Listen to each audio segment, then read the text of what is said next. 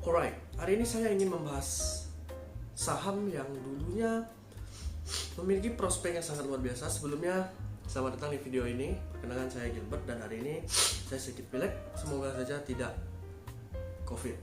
Oke, jadi begini, saham yang dulunya memiliki prospek yang sangat bagus dan tiba-tiba saja per masuk 2022 saham ini mengalami sedikit penurunan. Nah, walaupun demikian, sebenarnya saham ini secara overall itu masih berada dalam zona bullish. Tapi pertanyaannya yaitu penurunan ini sampai kapan? Terus apakah zona bullish ini, apakah tren bullish ini bisa dipatahkan menjadi bearish, bisa diubah menjadi bearish? Dan kita tentu tidak ingin itu terjadi. Maka sekarang kita akan membahas salah satunya, yaitu di saham Toys. Bisa dilihat di monitor, saham Toys ini dulu pernah berada sebelumnya IPO-nya di angka sekitar 436 dan titik tertingginya hingga mencapai sekitar 850. Nah, lalu pada 1 Desember 2020 Toys ini mengalami penurunan yang sangat jauh hingga berhasil rebound kembali di Agustus 2021. Nah, prospeknya dari sini sangat bagus. Dia sekali naik itu bisa sampai 150%, 24%, 49%, hampir 50%. Dan sekarang per bulan Maret 2022 Toys turun kembali di angka 8% hingga saat ini ya. Sekarang di bulan 3 dan tanggal 8. Nah, pertanyaannya adalah apakah Toys bisa kembali naik seperti sedia kala, di mana minimal 24% per bulan itu bisa tercapai oleh Toys? Sekarang akan kita breakdown. Yang pertama dari sisi weekly. Secara weekly, Toys jelas sekali saat ini sedang mengalami penurunan performa.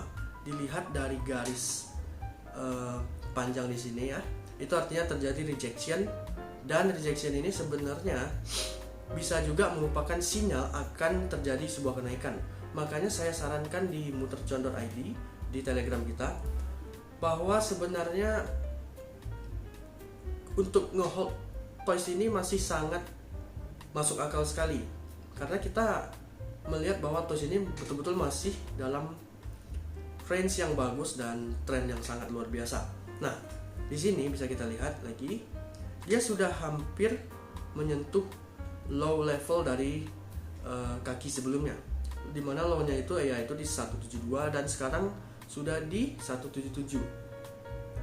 Kalau dalam minggu ini Toys bisa kembali naik dan rebound dengan level terendah di 177, maka akan sangat aman sekali guys.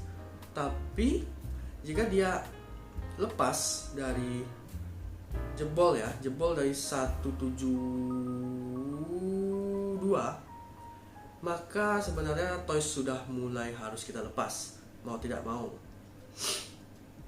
Nah, bagaimana potensi Toys yang terbesar untuk pergerakannya? Kalau saat ini kita lihat itu masih naik. Secara mata langsung aja kita lihat itu masih naik banget ya. Nah, tinggal job dari si Toys ini, konklusinya yaitu Toys minggu ini harus bisa naik dan gak boleh turun dari 172. Dan di minggu depan setidaknya itu Toys harus bisa membuat candle warna hijau secara weekly-nya. Nah, jadi aman banget untuk Toys ini. Lalu yang kedua kita ada Jaya. Jaya. Nah, Jaya juga seperti Toys. Dia itu dulu pernah open di tinggi banget TBK dan tiba-tiba turun tak kenapa boom habis. Nah, kalau kita lihat secara month itu secara keseluruhan dari 1 April 2020 Jaya mengalami kenaikan terus hingga sekarang. Nah, periode Desember 2021 dia mengalami penurunan hingga saat ini di 8 Maret 2022. Artinya maksud saya Jaya itu udah setahun lebih juga dia mengalami kenaikan. Tapi kenapa? tiba-tiba mengalami penurunan. Nah, itu kita tidak tahu ya. Tapi yang jelas, prospek dari Jaya, kemungkinan Jaya untuk naik itu masih tinggi sekali. Jadi masih sangat aman bagi kita untuk membeli Jaya ini. Seperti yang bisa kita lihat, itu ada di garis 132. Nah, 132 ini jadi nggak boleh dijebolin oleh Jaya. Nah, maka dari itu kita harus ingat, selalu ikuti planning dan pastikan Jaya nggak jebol dari 132. Selama masih di atas maka masih sangat aman. Kalau dari sisi weekly, dia itu memang strong bullish sekali ya, bisa dilihat. Dan baru saja di sini di 13 Desember pas angka siang dia turun. Nah, sekarang sudah melewati resisten tertinggi, dan saat ini kita saya garis lagi.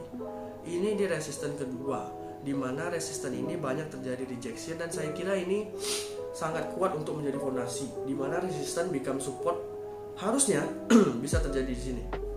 Wah, semoga nggak COVID. Ya, begitu lebih kurang ya.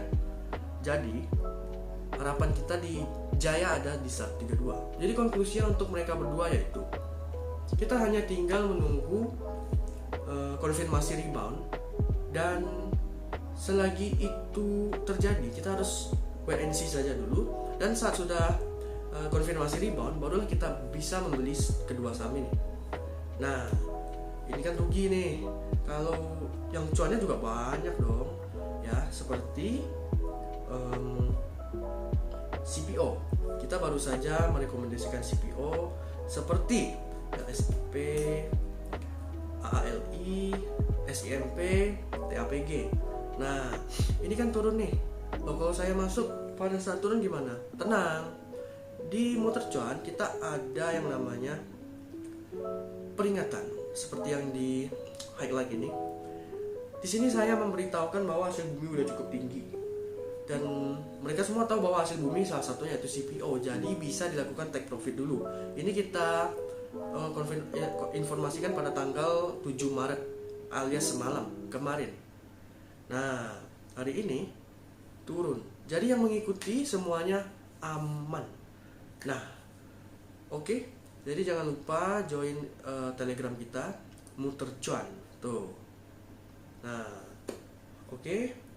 Sekian saja video pertama ini yang sedikit niat. Saat saya pilih ya lumayan lah. Semoga bisa viral ya. Ya, apalagi ya. Oke, itu aja. Terima kasih dan semoga cuan.